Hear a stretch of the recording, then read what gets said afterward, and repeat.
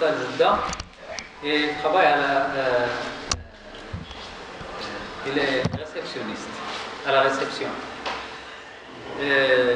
Son temps est fini, il veut partir chez lui. Il a reçu un téléphone de son patron, il lui dit ne sors pas, ne t'en vas pas, attends, il y a un homme très riche qui va venir. Attends qu'il vienne et que tu le mets à sa place et puis tu t'en vas. Alors il est resté. Il attend. Tout un moment, une voiture qui arrive.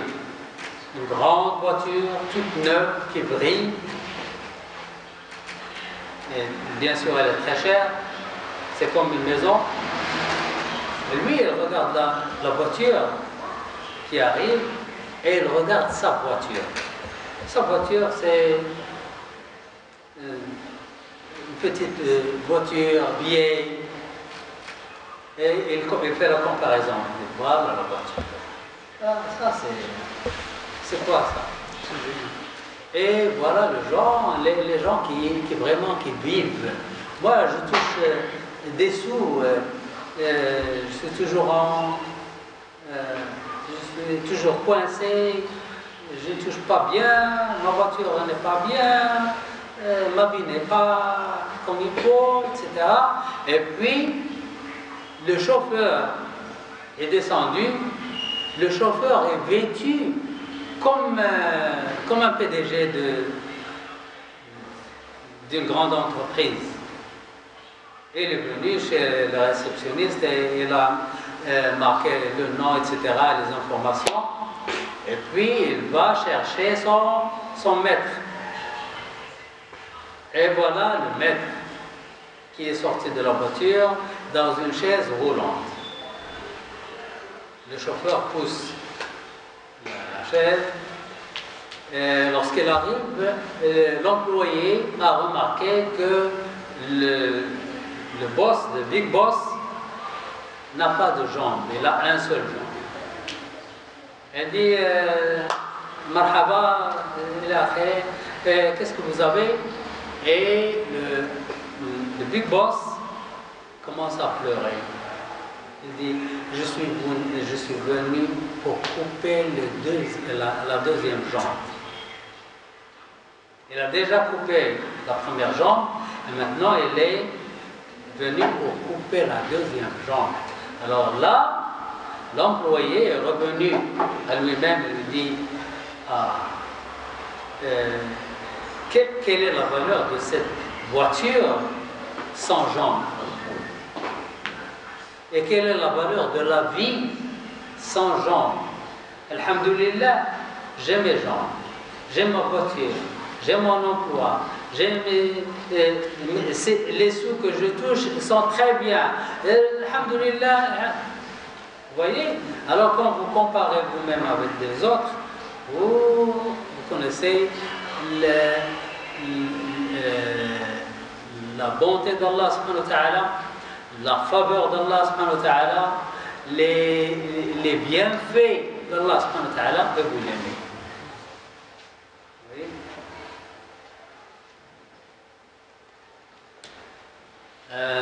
Deuxièmement, la foi aux prophètes, aux envoyés d'Allah.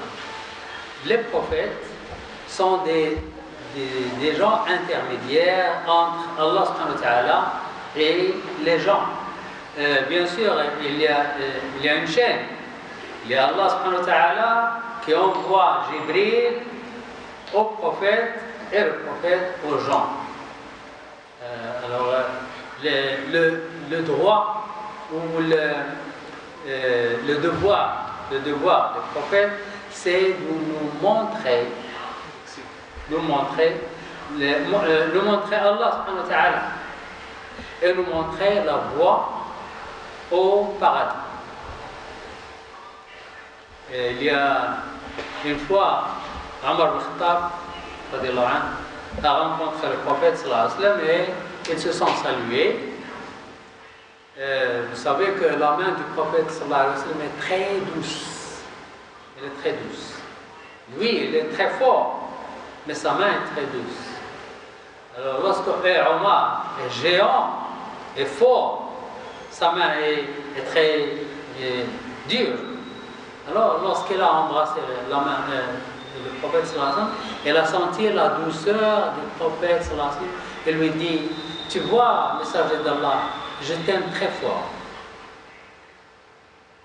Je t'aime plus que mes enfants, plus que mon argent, plus que tout le monde, sauf moi-même. Sauf moi. Et le prophète sallallahu alayhi wa sallam a dit, oh Omar, tu n'as pas atteint le degré convenable de l'amour. Tu dois encore apprendre. Tu n'as pas bien appris ce que c'est l'amour. Alors ils se sont séparés. Omar al-Khattab a marché quelques pas, et puis il s'arrête et commence à réfléchir.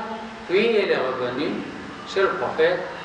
Il dit, tu sais, messager d'Allah, je t'aime plus que tout le monde, plus que moi-même.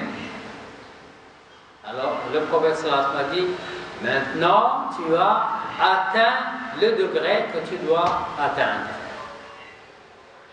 Et il y avait le fils de Omar al-Khattab qui était quelque part, il a vu la scène. Il a vu son père avec le prophète sallallahu alayhi wa sallam, puis ils se sont séparés, puis Omar est revenu.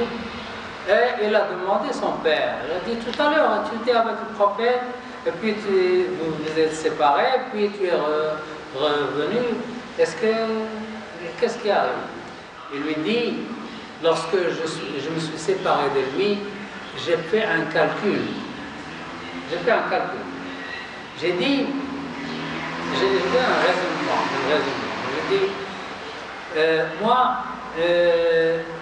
j'aime le prophète plus que tout le monde, mais j'aime moi-même et je ne peux pas aimer le prophète plus que moi. Donc, la personne la plus aimée pour moi, c'est moi.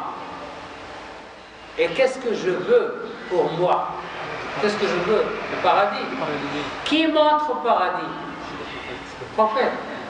Donc, j'aime le prophète plus que moi parce que c'est lui qui va montrer au paradis.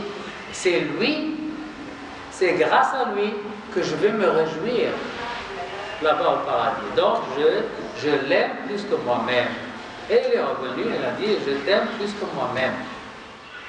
Voilà le raisonnement pour aimer les messagers d'Allah. Dans Salat al-Ibrahimiyya, pourquoi on dit Allahumma salli ala sayyidina Muhammad nabi wa azwaji wa muhammadin mu'minin wa zurriyati wa ahli baiti kama sallaita ala